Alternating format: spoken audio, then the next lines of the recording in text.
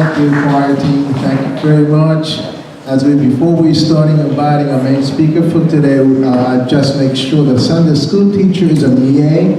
So children aged over 7 years old will follow MIA for the Sunday school.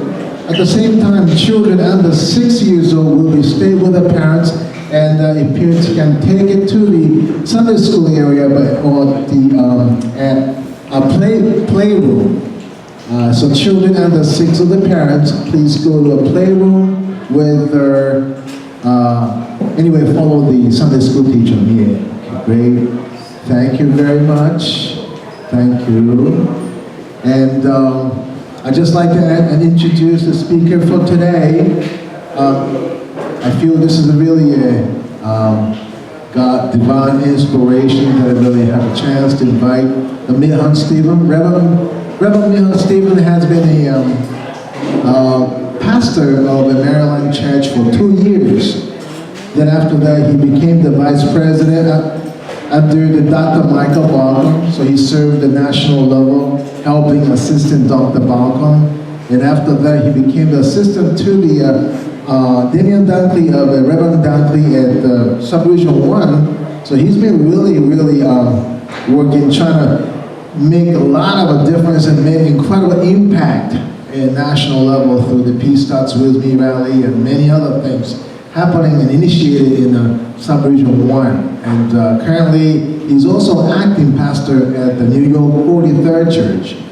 And it's a lot of, I guess, it has to wear, but and he's working hard. He's a very sincere, very loving, my dear brother. So I'd like to invite today's sermon giver, Reverend Milan Steven.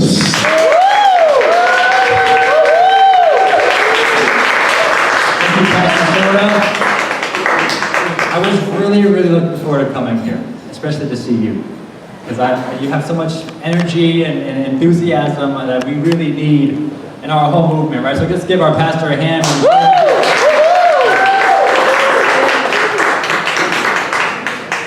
I do wear a lot of hats.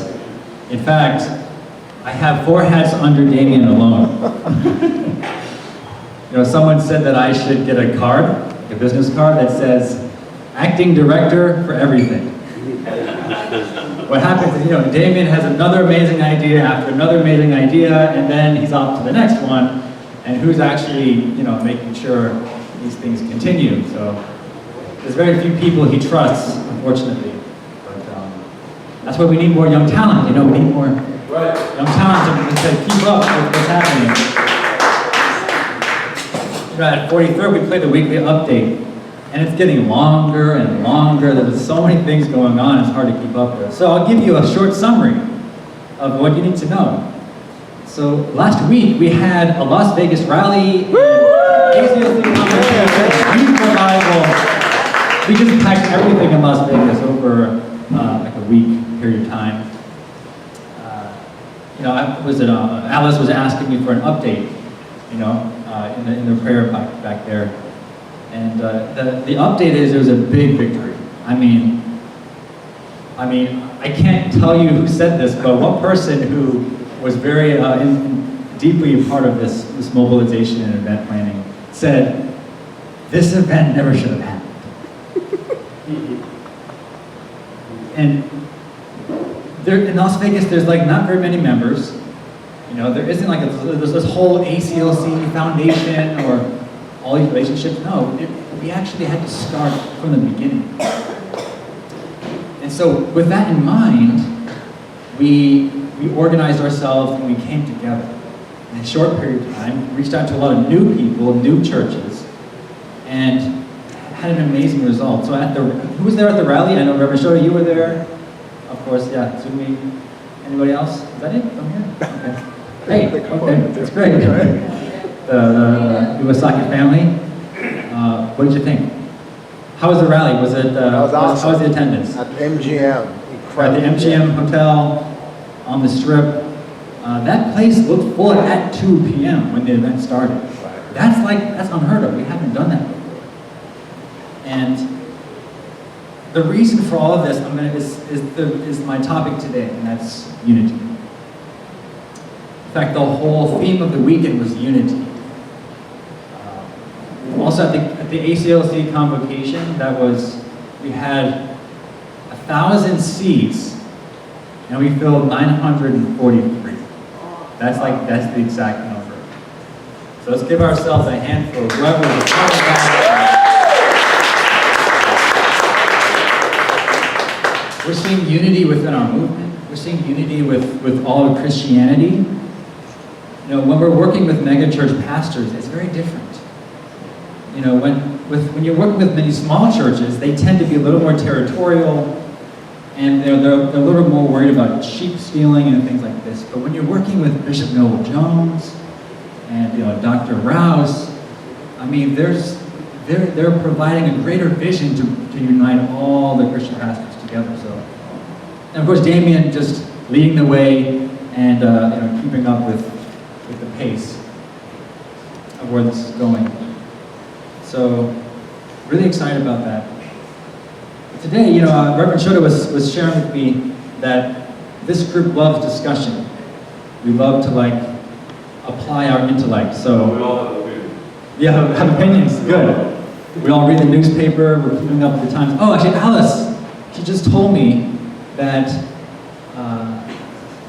Donald Trump, our president, he tweeted, and I read this in the Washington Times the other day. He said that he tweeted to, just to everybody, but to Kim Jong-un specifically, to meet him at the DMZ. At the DMZ, right? And so he went there, apparently today, well, I guess yesterday, but today in Korea. And Kim Jong-un met him at the DMZ. And what you said, Donald, he just went in? He just walked in? Huh? For a photo op for 5 minutes. But he crossed over. He crossed over the DMZ and met with Kim Jong-un for like an hour and a half or something. What's going on? I mean, guys. Alice right away was saying, this has to have something to do with your mother, And just so you know, this is for real. Whenever something happens in North Korea, it has everything to do with your mother. Everything to do with your parents, everything to do with our movement, because we're the only ones who are serious about peaceful reunification. A lot of people apply politics and things, but we're the only ones who have a relationship with the North, and we're always consulted before any new changes are happening there. And I know this firsthand although they can't, it's not top secret, they can't explain everything, but I am aware that we're involved there. So once the world acknowledges true parents and protects them and supports them, you're going to see a direct effect happening in North Korea. And that's just the trend, and it's not a good trend. That's exciting. But, it's funny because I like how Damien puts this. What we do here, it's like, oh, I have to buy my plane ticket, I gotta, figure out things with my family, and then I gotta go to Las Vegas. So, right? It's a very different experience for us. It seems like a very kind of mundane. But on the international scene, it makes such a big difference. When America steps up, when America is the cool kid on the block is saying, yeah, true parents are cool, then everyone jumps on board. So it's a really big deal that we unite. It's so important that we unite. So hopefully today we can figure out what unity actually is. What does that look like? Because we talk about unity, but there's something called disunity too, which tends to happen. So I'm going to start from the Holy Bible. What does the Bible say about unity? I'm going to go into the New Testament, 1 Corinthians chapter 12, verse 12. And the analogy we use for unity is the body. And the human body is the most perfect form of unity. That's why, hence, mind-body unity is so important. So this subheading is called One Body, Many Parts. the body is a unit, though it is made up of many parts, and although all its parts are many, they form one body. So it is with Christ. For we were all baptized by one Spirit into one body, whether Jews or Greeks, slave or free. We were all given the one Spirit to drink. Now the body is not made up of one part, but many. If the foot should say, because I'm not a hand, I do not belong to the body, it would not for that reason cease to be part of the body. And if the ear should say, because I am not an eye, I do not belong to the body, it would not for that reason cease to be part of the body. If the whole body were an eye, where would the sense of hearing be? If the whole body were an ear, where would the sense of smell be? But in fact, God has arranged the parts of the body, every one of them, just as He wanted them to be. If they were all one part, where would the body be? As it is, there are many parts, but one body. Can you imagine a body with only eyes? Creepy. Yeah, I think at least wouldn't look very good. Or would it function in any capacity? The eye cannot say to the hand, I don't need you. And the head cannot say to the feet, I don't need you. On the contrary, those parts of the body that seem to be weaker are indispensable. And the parts that we think are less honorable, we treat with special honor. And the parts that are unpresentable are treated with special modesty, while our presentable parts need no special treatment. For God has combined the members of the body and has given greater honor to the parts that lacked it, so that there should be no division in the body, but that its parts should have equal concern for each other. If one part suffers, every part suffers with it. If one part is honored, every part rejoices in it. I kind of like how Paul here, he's pointing out the fact that there's less presentable parts of the body, right? You know, and that we have special treatment for them. And the more presentable parts need no special treatment. I find that interesting, you know, because your face and your hands, you're working, you're looking good, but there are other things inside that maybe don't look so great, but also need attention and care, So is our body here. Right? Like I don't know. We had a prayer back there, right? It's you, me, Alice, and Chris, right? So like I've never met Alice before, but the fact she's in that room, I'm like, well, she must be important, right? And so I don't know if you're running the church while you're away. I don't know what you do actually, but I just feel like every part, whether you're the face or you're the heart, where it's all bloody and things are moving. For the rally, I was in charge of mobilization for Nassau. I told Damien, like, look, I'll take care of the furnace. You just go. It's hot in there. It's messy, but equally as important. So I find the challenge to be, well, how do you make sure you're taking care of each part of the body? Because often we see the face, oh, look, Damien is so great, he's doing such a great job, but we don't know behind the scenes how many people are involved. But he's really good at actually of acknowledging and taking care of everybody. So I'm going to look at some ways to do that.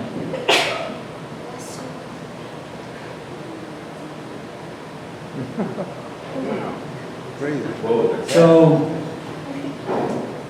was before Las Vegas. I was not involved with Las Vegas until I would say 3 weeks before, when Damien called me into his office and said, Melhan, can you make me an org chart?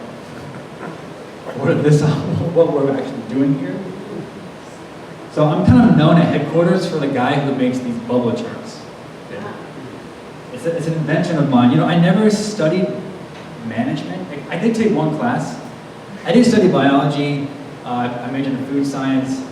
So I apply the same kind of logic to organizing a bunch of different people.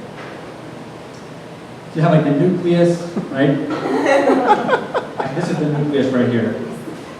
And you have all the different functions, all the different parts of the cell. And all these yellow things, that's like all the food. That's all the stuff we have to do, all these great offerings to true parents, to Jesus. So all of these are trying to get in and nourish a healthy, functioning cell. And we offer all the Dr. Kim and Mother. That's what it is. Okay? So this is how we organize ourselves in such a short period of time.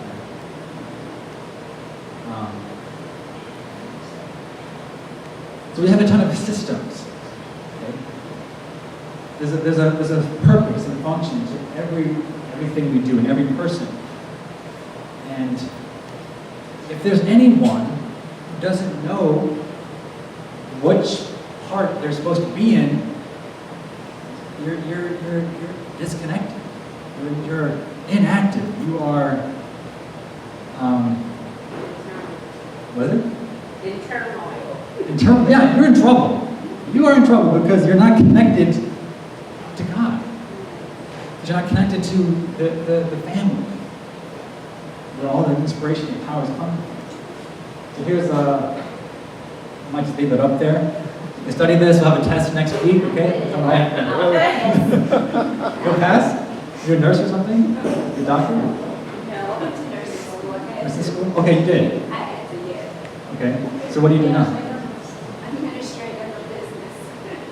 There you go. See? Aren't there some applications, right? Yeah, Totally. that database management, I need you. Database, oh, there we go. Yeah, I love databases. I love collecting people, putting them in a jar, shaking it up, and then, redistributing it. It's great. You never know what you're going to get. In fact, you really don't know what you're going to get. But let me say, it looked like this before. When I came to Damien that day, this is what it looked like. A bunch of stuff to do, and a bunch of people to do it. So that's when I took like a couple hours and made this. And this thing has to move and change as new people come in, as some people drop out, or people change their role. This has to constantly change. So this is the chart for Nassau Coliseum that I made. As you can see, this was a problem because you had two nucleuses where Damien and I took on way too much. Somebody said like, oh, you'll have more time, right? We had more time to prepare for this rally. But what ended up happening is everyone's like, oh, they got it. They don't need help, they're fine. So me and Damien were just like scrambling and trying to manage so much. But hey, we did it. We did it. 10,000. This is Madison Square Garden. You have a little bit of two nucleus, but it's okay. It's not as crazy as Nassau. This is my org chart. This is for just me right now. Of all the hats I have 12 disciples. All of these are my disciples. They report to me directly. And these are all the people who report to them. And again, we offer all up to parents. So, and there's your Reverend Shota right there. You got, I can want my fingers. But it's so exciting because nobody wants to just be a blob. You know what I mean? How would you feel if this was you right somewhere in here? It's like, it's just like you're just you're just a member. You're a sheep, I kind of just, like a private in the military, just going around. But we need to organize ourselves. And I should be talking to these people every week, In fact, that's what I did. I had Raimi Mizuguchi, she's, my sidekick, and she scheduled meetings with all these people once a week. Yeah, and without that, there's no lifeline. There's no connection to this power from God.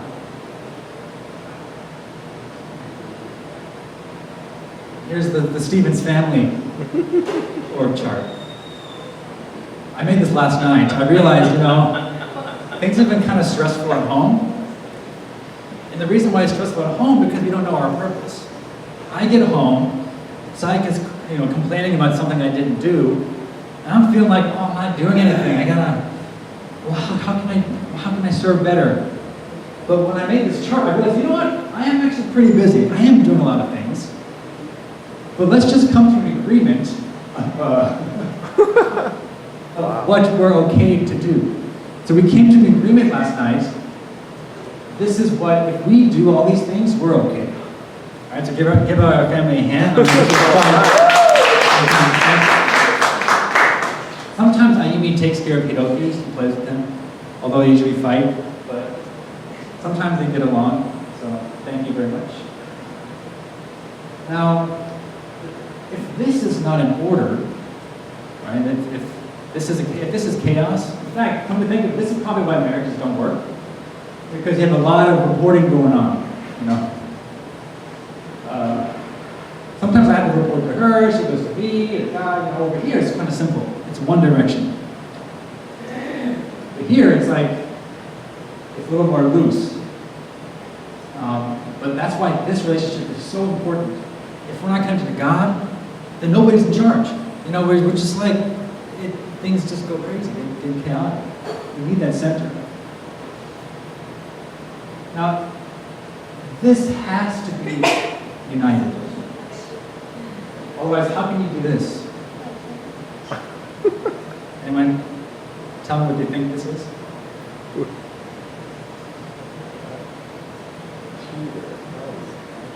These are made up names over here. Okay, so if I add up all these couples, what do you think they add up to?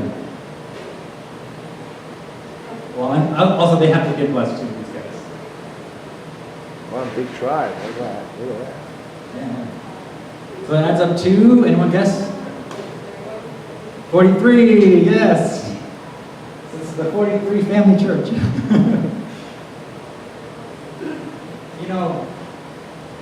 Tribal messiahship, I know you want me to mention this. It's basically building a church. Every one of us needs to think of ourselves as a channel for Jesus, a channel for true parents, to continue and minister a flock of our own. And also empower them to lead their own flock.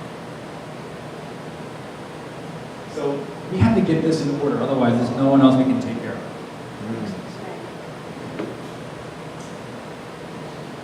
That up there.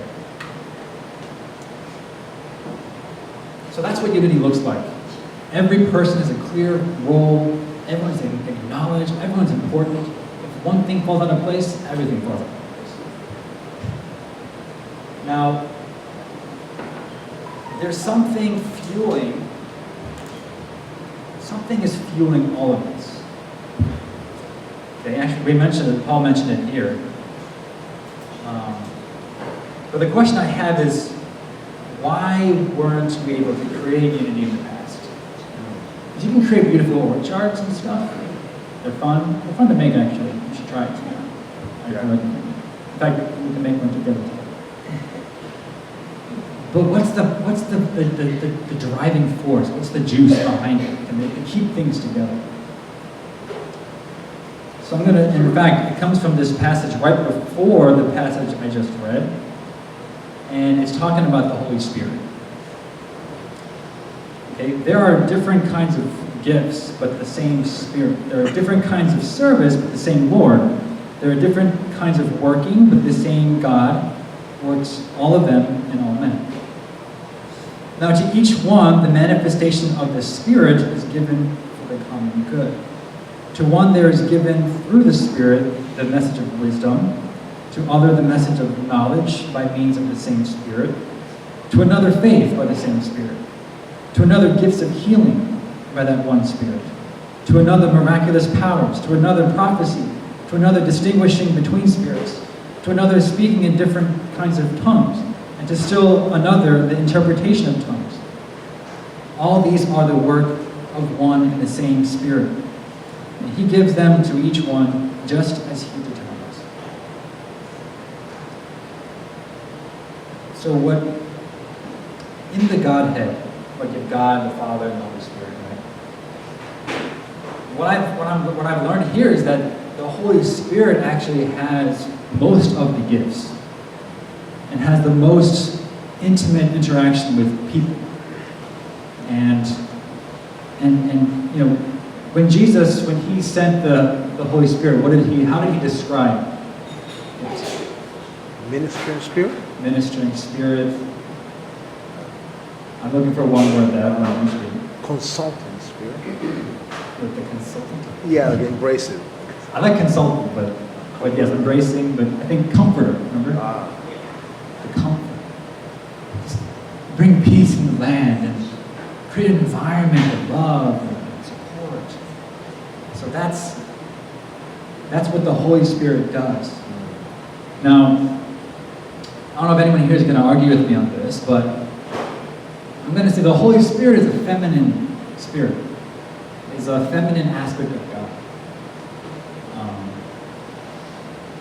And Crescentia Dugodi, I don't know if you know her, she's the Blessing Family Ministry Director. She wrote a whole paper on this. She was pretty bold, but the title was like, Concluding the Debate on the Holy Spirit. It's a pretty bold statement, but I read it. She does mention, historically, the Holy Spirit has either been feminine or neutral. And then along the way, there's some translation where it became he, but frankly, everything is he in here, so, sorry, here. So I'm going to go from now and say the Holy Spirit is a feminine aspect of God. Which makes sense, given the nature of, ladies tend to be a little more, comforting, right? Like my kids, when they're upset, Papa Yada, Mama. That's, Yada means, no, I don't want to, get away. They want Mama. Now, if Mama's not there, then Papa. That's no choice. If Mama's there, they stick to her like bees on honey. So really it's the Mother, Spirit of God, that is continuing to minister to us and love us and bring out the best in us. And so, true Mother, she is the one now to continue the mission as the Holy Spirit, the living embodiment of the Holy Spirit.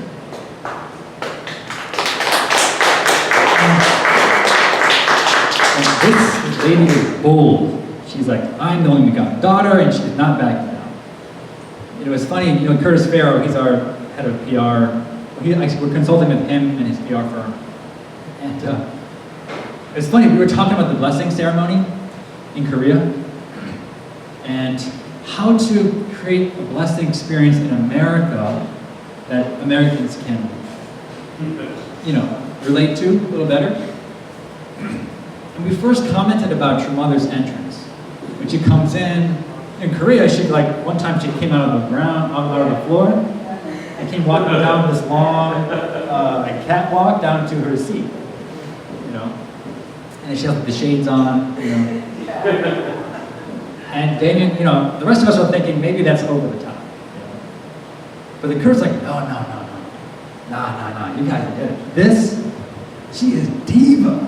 She is totally no, that's the best part. And we're just like, wow, really? Okay, good to know. I mean, we don't really know. We're not really experts in this area, but we're kind of used to things. But Mother, she's the boss. She is totally boss. If you ever go to international headquarters and you have all the leaders, she's totally in charge. And she has such an organizational mind. I think she would love my bubble chart. I'm sure she would appreciate it. She knows each person, and she wants to make sure everything is in order all the time. And she doesn't give long speeches. She just wants to be consistent and move forward based on the plan we already have. So it's exciting to have her as my boss's boss's boss. And so our key to unity is unity with True Mother. She's got the power, she knows where we're supposed to go. And mother is, what goes over there?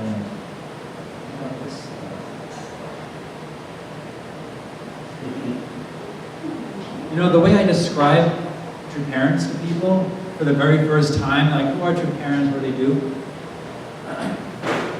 I would tell them that Father just did an innumerable number of things and planted seeds everywhere. A lot of half-baked things kind of too, because a lot of us started projects that never really came out. Right? But he had to do that while he was still alive, because a lot of people didn't believe in him, and he had to just go. Meanwhile, Mother's there the whole time. She knows where all the seeds are, and then Father's gone.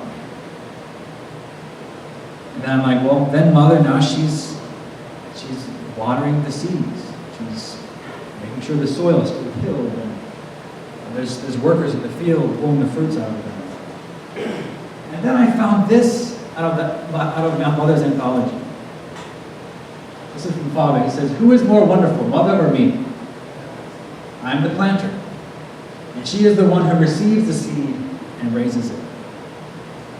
What should be done when it is all grown? My wife and I are working to become the farmland that can be loved by God, so that He will be able to say He wants to share every delicious meal with us." Beautiful, right? This is, as Damien put it, as Elder Perry put it, this is the love story, the first love story of humanity. This incredible couple who did so much. Sorry, I'm quiet. Oh, Mother. A little foreshadowing there. I want to give a few examples of, let me read out of the Divine Principle. Because I would say Father's the master of love. He was so, intense and speak for hours and hours and hours. Mother is the master of beauty. She loves to receive the fruits and be able to just share a little bit of encouragement and correction. But she's a receiver. But when she receives, she's beautiful. When I wrote my report to Damien about the rally, and I had a big realization. When I was writing my report, I had trouble writing about True Mother's words exactly, because they're usually kind of the same. Only begotten daughter, Jesus, everything. But it didn't, there's not something like super new and inspiring. What was new and inspiring was Bishop Bill Jones, Damien, Dr. Rouse. I mean, that's what was like really exciting. And what occurred to me was that's how Mother likes it. I think Mother wants us to shine. She wants us to be in the forefront. And so, in the middle of the rally, actually, I was put in charge of the whole convocation like 2 days out. It was super stressful. I mean, and you can talk to Tsugu about it. Have you talked to him? A little bit. Let me just say, when I went to pick him up at the rental car, I told him, Tsugu, after this whole day of understanding the scope of what we're about to do, it's 10 times worse than I thought. So if you know anybody, they call it GPA and save the day. Literally, I could overhear him on the phone with GPA saying, "Yes, we do need you. You're like 12 Jesus is coming." Everything.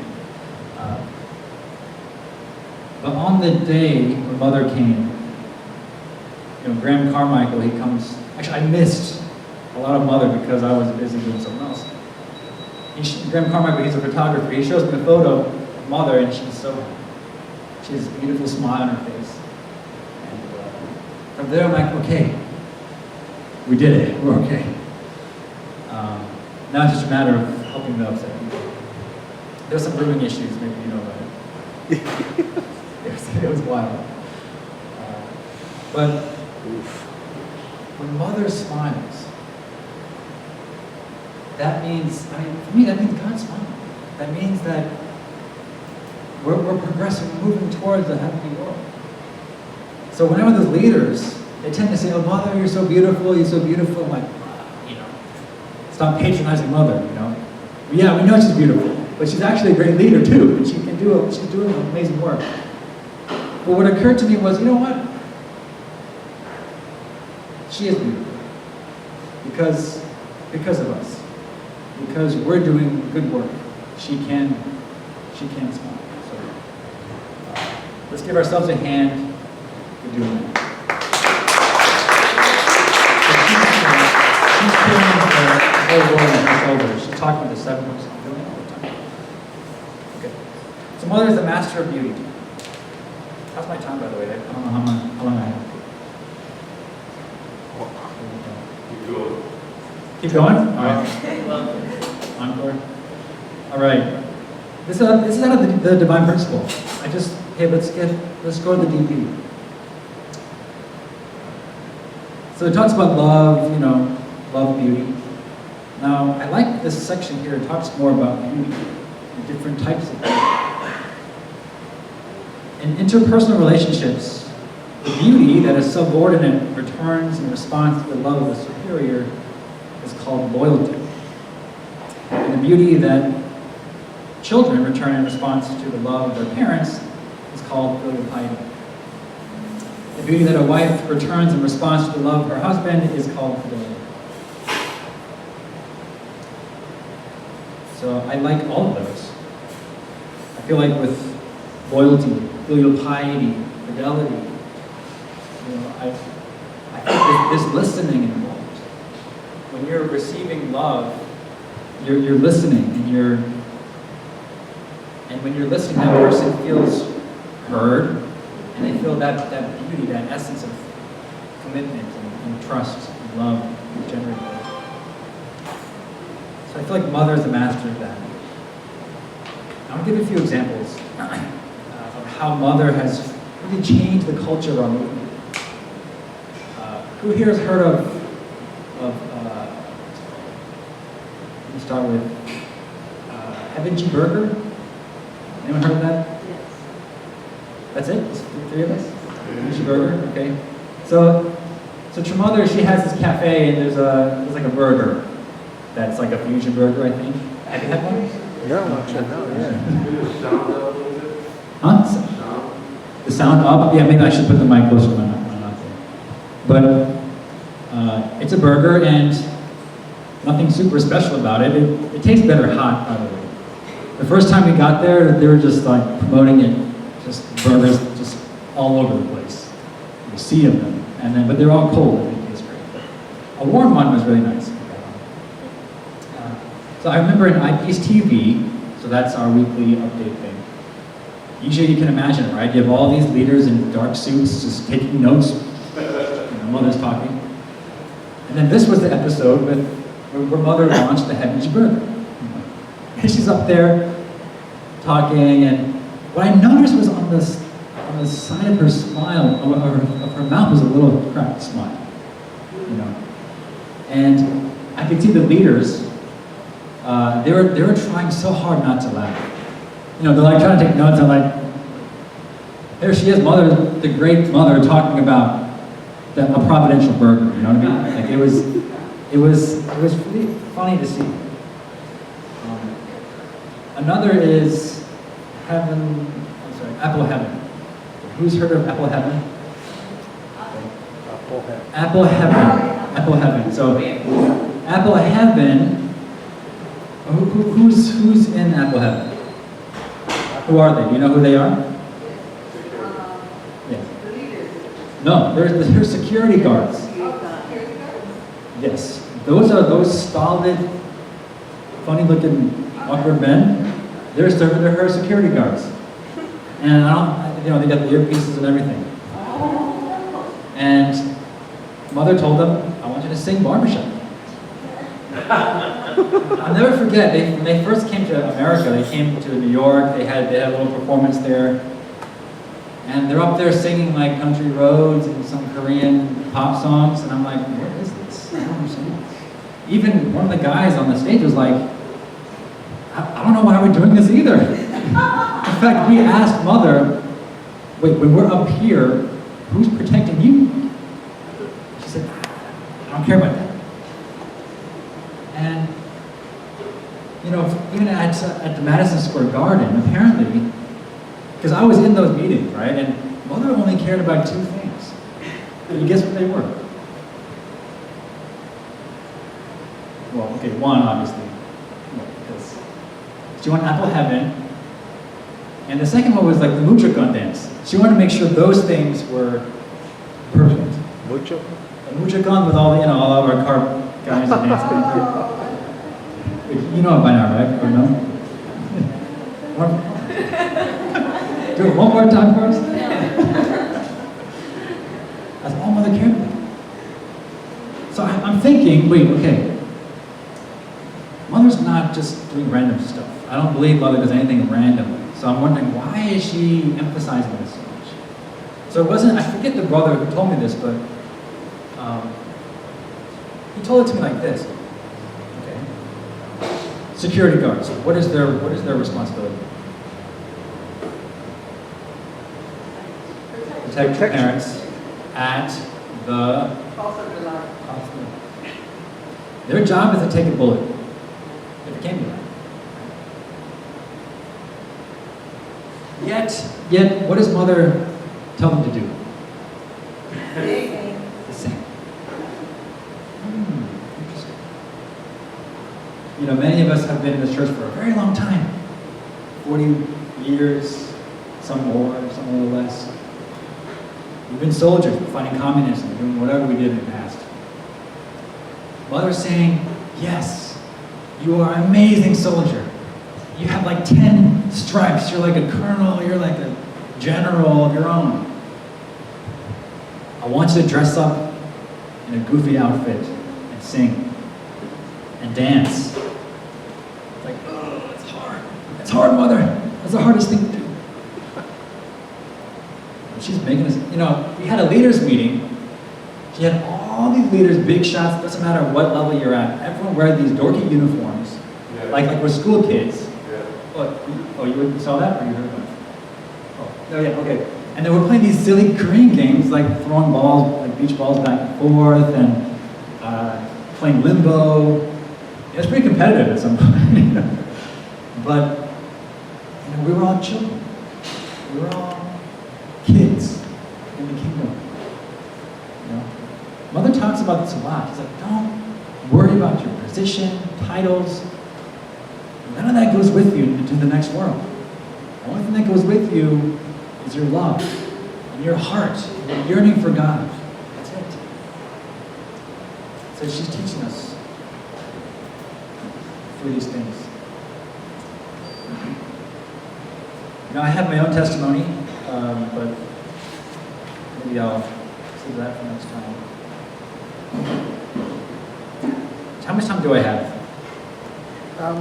5 minutes. 5 minutes only? So, now is a really hopeful time. So who here is hopeful about this next generation coming up? Oh, good. Why? What are you so hopeful about? Huh? Youth. Youth. Huh? They're surprisingly good. They're surprisingly good? Elaborate. Oh, I see. Okay. No, our youth are the best, like no question. I'm talking about like in general, like this public. This whole Generation Z coming up. Oh yeah, Generation Z. Huh? Oh, New Z, right? Not. Yeah, Generation Z. Oh yeah, that's awesome.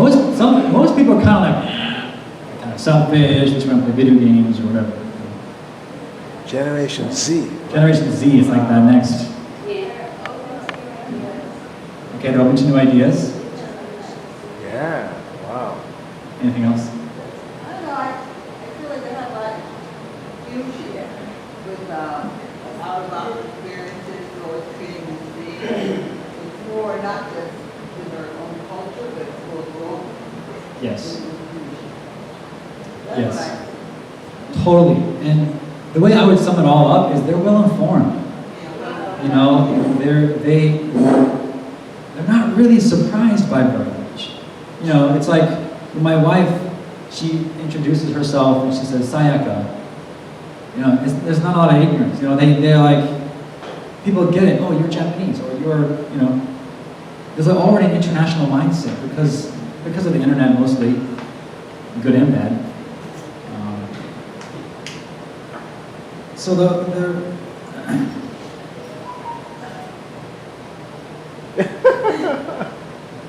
know, Minecraft apparently is making a resurgence. I don't know if anyone knows about this. This is like the latest news. I never actually played this game, Minecraft, but this is kind of, you build stuff in this game. You just build stuff, and you make your own worlds, and you can join other people's worlds. There's like default worlds, and apparently there's horses now. You can have horses. It's a thing. Wow. The kids, they want to build. They want to build something. And kill each other too. That's where it comes to this, okay? So this is the other most popular game right now. It's called Fortnite. Anyone heard of it? You know, okay. What is it? Anyone? You know what it is? Never played it, but you know what it is. They teach you to dance, apparently. It's true. They have like a certain signature dance that they have that's been memeing and going around. By the way, I get my information from PewDiePie, the most subscribed channel on YouTube. So I kind of just trying to keep up to date with this new generation of builders. So they want to build, but they also want to kill each other, which is okay in the game. So, you know, our world is changing right now. You know, I believe when we lift up true parents, and the world lifts up true parents, then you're going to see a lot of phenomena happen. You're just seeing a whole shift of culture. You know, Father, you talked about the women's era. The women's era is a social era. It's where it's not like this command and control military anymore. Right? We're living in a place where women actually thrive because there's more of the social component to it. You know, I read an article on like what makes the best CEO, and 4 aspects out of 5 women do better. I forget what they were, but I only remember the men's. The one thing that men are better at generally is risk taking. What is it? Risk taking. Men are just, they have fewer, you know, they just go. So it's kind of like father and mother. Father just didn't mind taking risks, playing, you know, even at the casino, and just going out there planting seeds. But then mother is actually a much better leader, frankly. Sorry to say it, but Damien, he's like a father. He's not afraid to go out there and try something completely new, you know, victory or failure. And I guess I'm more of a, you know what, let's just make sure all the pieces are put together afterwards. We've had meetings where Crescentia's like in tears, like, Damien, I'm the one picking up the pieces. So I talked to Crescentia. I said, hey, Crescentia, let's talk. You know, let's just, you know, everything's going to be fine. So, you know, I picked up this, actually Insabin, this is Sanjanim's husband. He sent me this article, and this graphic. I kind of see, this is the women's era, is what I'm seeing. We're seeing a world based on profit, and you know, if anyone here studies business ethics, it's all about making profit. That's actually the ethically sound, is to make profit, like just running business right. But we're kind of moving more towards purpose. A lot of people now want to know why. Why are you doing this? Because I'm bored. I'm bored of making money. I want to make a difference. And you're seeing that trend. Hierarchies are kind of becoming dinosaur. Networks. A lot of these top corporations now are applying innovative methods. In fact, Steve Jobs, I like the way he put it. He said, we're not hiring smart people to tell them what to do. We're hiring smart people to tell us what to do.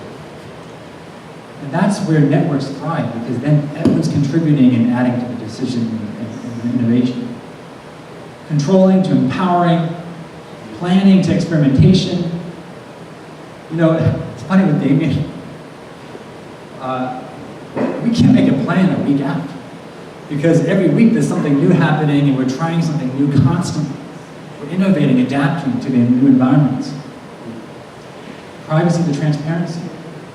You know, like I just, look, here's the org chart. I'm not really hiding this. This is what I do. But the question is, how do you communicate what you're doing? The reporting has to be fun to look at. So that's what transparency is. It's not just like, oh, I'm going to release all these documents. But how are you communicating with people? And so, I'm excited for this era. So again, unity, it goes back to True Mother. If we unite with True Mother, we're going to catch the new wave coming. Mother, she's leading this wave right now.